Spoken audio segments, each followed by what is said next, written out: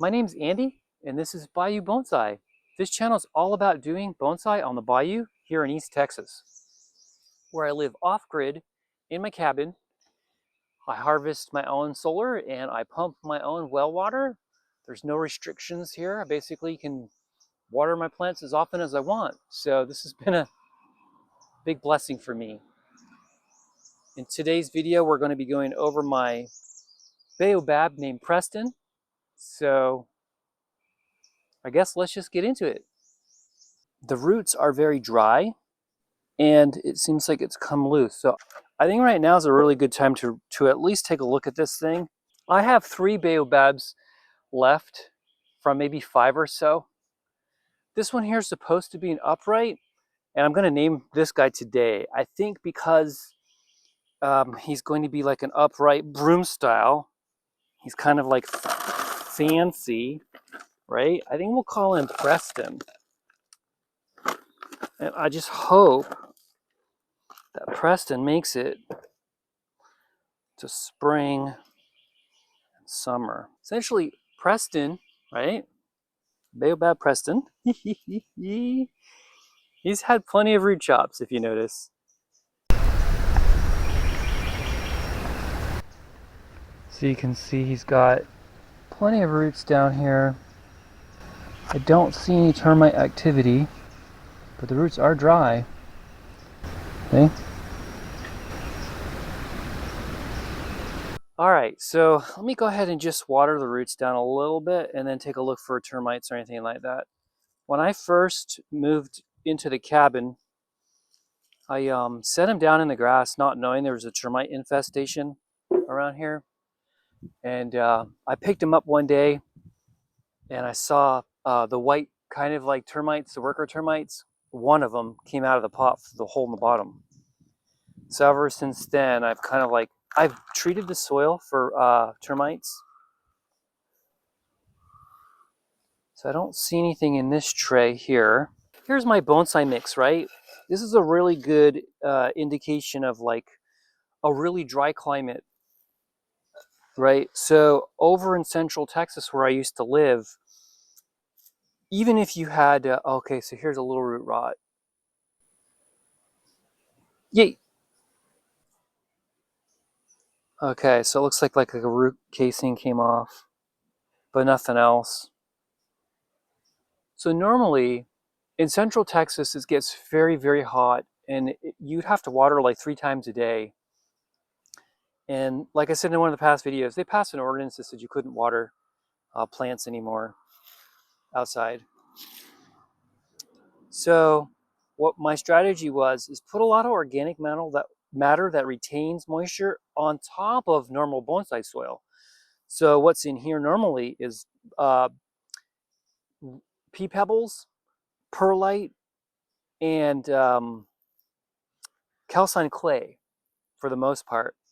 But then I added a garden soil into the mix with some pine bark chips just to kind of maintain the moisture. Now the thing is like now that I'm in East Texas is, I want to say like humid maybe like 300 days out of the year.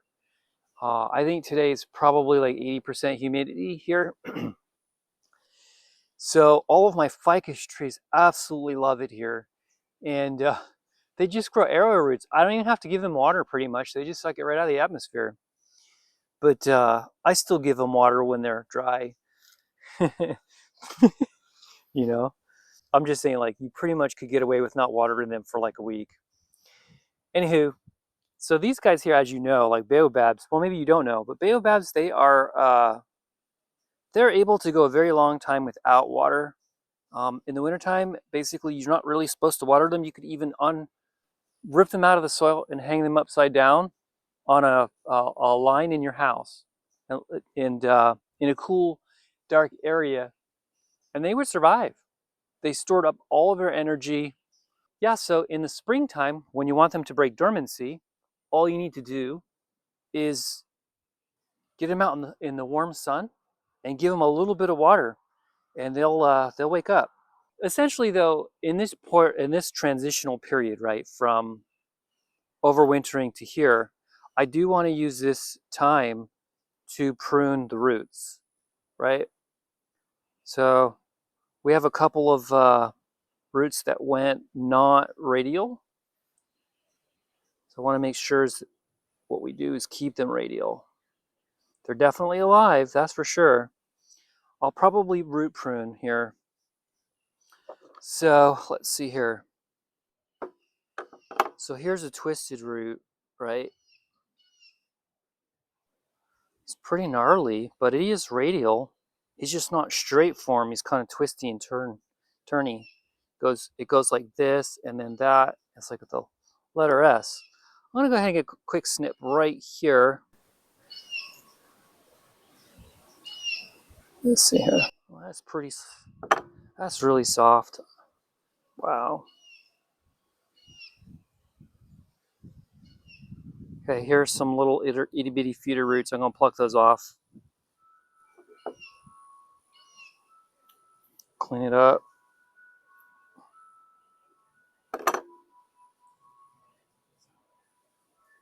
This one goes straight down and it bifurcates. Let's pull it through there and get it to go radial. Oh, look at that. Oh, isn't that awesome? It's not radial per se, but this main one came out radially, and this one's going to continue radially, and then this one will go this way, kind of like they'll meet. I like that. This one here is leftover from a long time ago. Nothing came from it new. I'm going to go ahead and take this time to kind of tweak it. I was kind of hoping we'd see more. Oh yeah, it's alive. Oh, it is so alive. Oh, you can hear it. It's just juicy.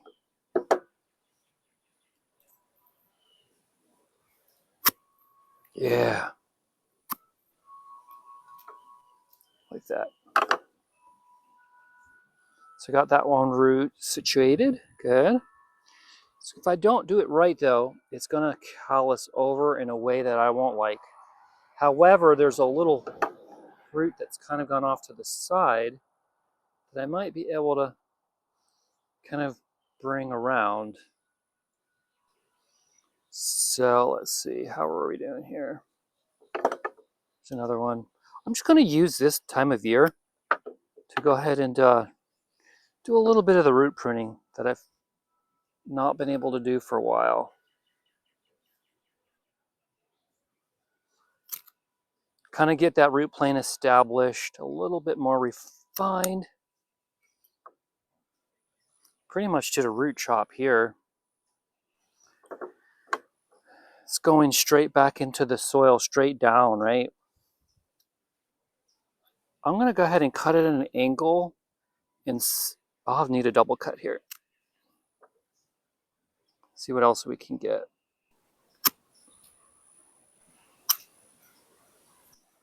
Just like that.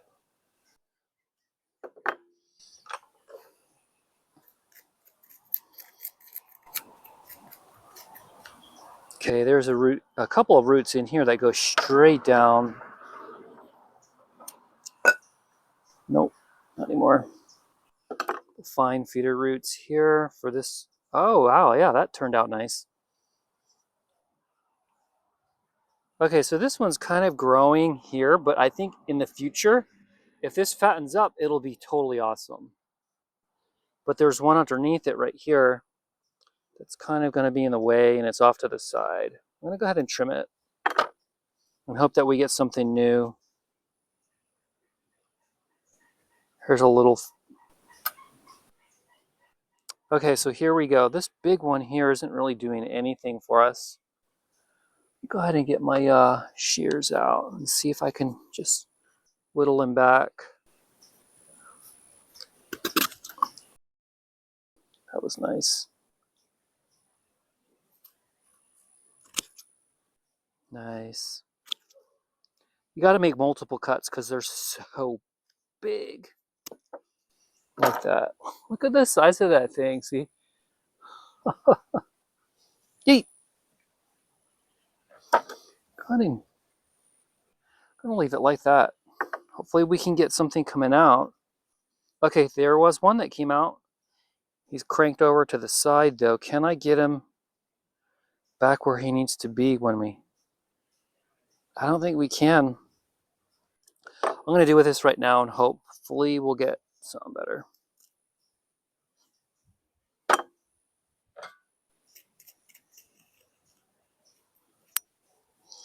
All right, Prestin. Looking spiffy. So that's why he's called Prestin, because he's spiffy. It's like proper, upright.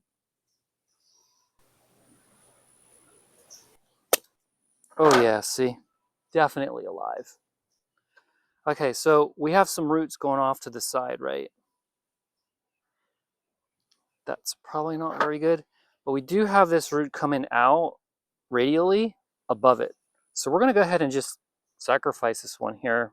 Let me show you guys. So we got this main root here with roots cranking off to the side. I'm going to gently hold this up like that and give this a good snip.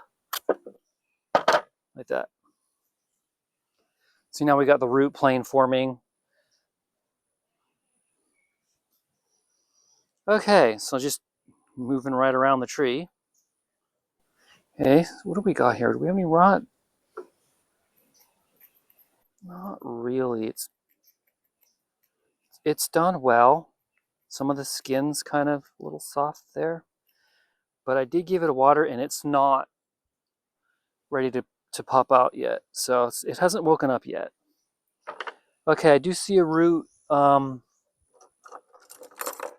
my concave pruners. There we go. I see a root that's going... Oh, I see. So it goes straight down, but then it goes over. But that's not what we want. So it's got to come out.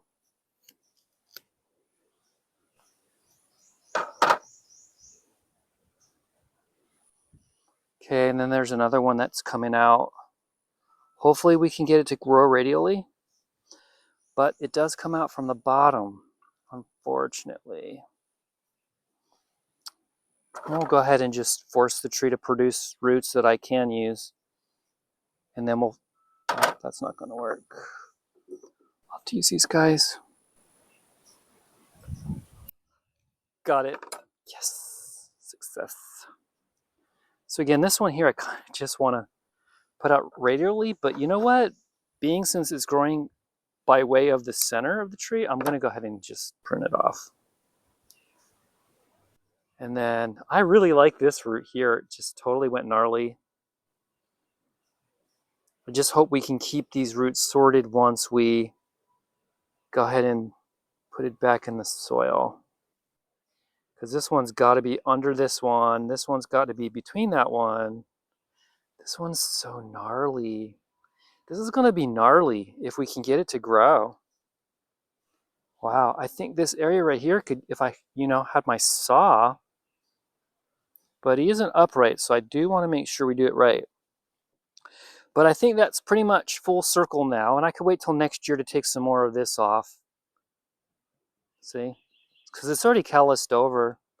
That was from last year's root prune. I think we've run the gauntlet one more season, one more summer, I'm happy with that. I'm going to just go ahead and start. So I already have a base layer of soil in this pot.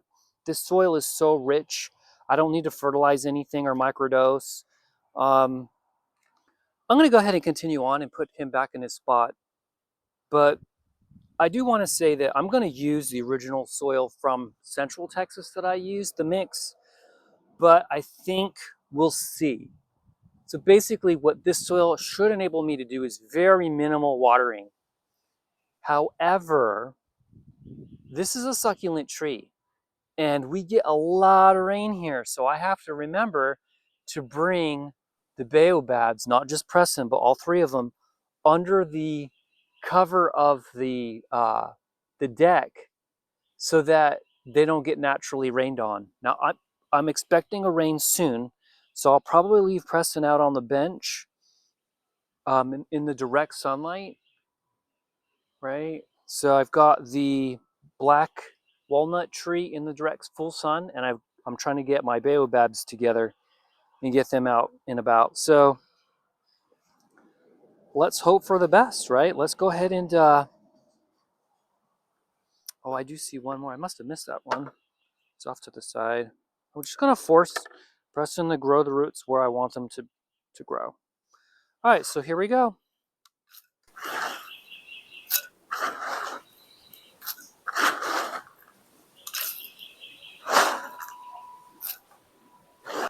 And I am also inspecting the soil for termites, because that would be catastrophic. They would bore right through this tree. They don't know this Baobab species, you know what I mean? They might really enjoy it. Yeah, I don't see anything. Let's keep going then. I'll probably treat the soil again with Bifin. Bifin's my go-to nowadays, because there are termites in the cabin. There are still termites. I only got the cabin maybe 30%. Yeah, so it's the season in East Texas. The termites are swarming. They swarmed my deck. They landed right near all of my bonsai trees. And they tried to crawl in through the deck. And what had happened is I quickly got the bifin and just neutralized the entire, what is that called? The horde, right? They're basically a horde. And they dropped, some of them dropped their wings and started crawling around, so that they were going to make this their home. Okay, so here's really fine organic soil. That's going to go right on top, because when I give them a good water, it's just going to go underneath anyway. So what I'm going to do now is use my root pick and just press all of these. See, it's got like a little ball. I'm going to press all of these little pea pebbles in there. And what this does, the pea pebbles keep the air pockets, which is what we want. What I don't want to do is pat down the soil and compress it. What I want to do is get all of these organic fines, and they are micro. You talk about microdosing, right? I am microdosing organic fines is what I'm doing here. I'm not, like, if you looked at the color of it, it's not, or garden soil per se. It's a garden soil mixed in with I got a box beetle that died. See, it is the bifin took him out. Wow, I love bifin, man. Bifin gives you the runs, though, I'll tell you what. Yeah. So I spent a day treating the cabin, and for 24 hours now, I got like the runs, cramps. I'll probably go, yeah, even a ladybug it got. Yeah, so it worked. Quite happy with the result.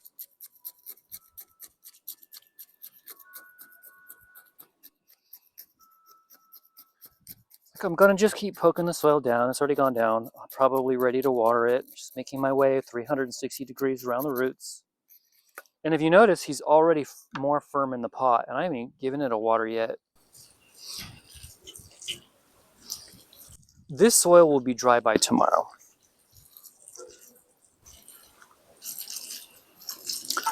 Oh, so the last video, if you've seen it, it was all about the repotting of the white mulberry. So what happened is I have like a farm nearby, and the cows sometimes free range, and they congregated in my driveway. True story. And they kind of like, I heard a commotion. I went outside, and it was funny because the lead bull, right, looked at me, and he like went down like this, looking at the grass, like, "Do you mind, sir?" And I was like, "Of course not. Come on in." And you know what? I said, "If you got to poo in the far corner over there, because that's where we're going to put the garden." And sure enough, one of them pooed over there. I mean, I got a couple cow patties at random spots, but one of them pooed over there, so that made me happy. I got something out of it. True story. But the thing is they the white mulberry was right here by the bench, and they're so big. He came through, or she came through, one of them, and she was grazing all kinds of weeds in here. They love like all of the just the wildflowers that are here, and it was just so majestic, the scale of her, right? It was just, I was like, it's cool. So she kind of grabbed with her mouth the trunk of the white mulberry and realized it wasn't food and just let it go. But in the act of kind of sensing what it was, she kind of, it got, it got removed from the pot. So I had to repot it again. No big deal. But I don't know if I'm going to put a fence up at some point or whatnot. I really don't mind because they do graze, right? They totally cleaned up around here in spots where I probably couldn't get to just yet. Yeah, well, that's the story of the cows and the white mulberry. He's doing fine, or she's doing fine. I haven't given her name yet. Oh, she's not here anymore. I brought her up after that. But I want to name all of my trees as I introduce them to you. So I think what we'll do is we'll call the white mulberry, we're going to call that one, oh, what do we call it? Him or her? So we'll call the white mulberry Eric, and this is Preston. So we have 2 boys so far. Let me put you over there. My tools organized.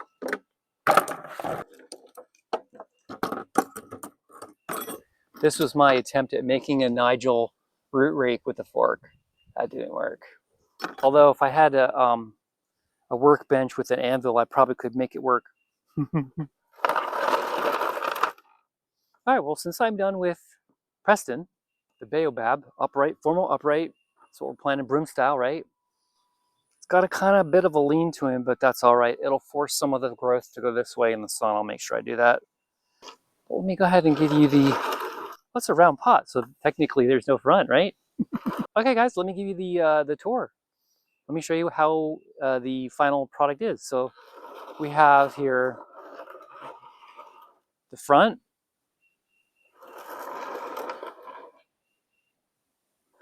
on the left side, the back, right side,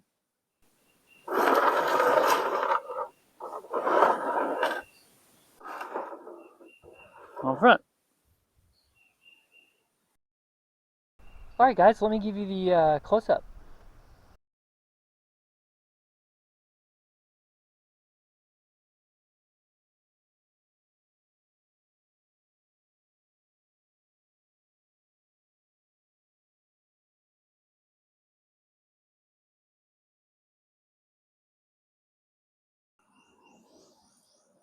Wow, I'm really pleased with the progress so far for Preston. And you know what? There's going to be a playlist for all of my trees. That's why I want to name them so I know, like, let's say Preston doesn't quite make it one year. I've got a whole sack of seeds and I would just start over. Or when I'm bored one day, maybe we'll do a video on how I did this. So yeah, I mean, if you have any suggestions about raising baobabs in a 9B climate zone, let me know. All right, guys, that's it for now. I think what we'll do on the next video is the other baobabs, bring them out one by one and just do what we just did here. All right, guys, I hope that I've inspired you to get out there and get your plants repotted, get them ready for spring. It's definitely on the way. And I look forward to doing the next one. Take care now, and take care of your bonsai. Bye.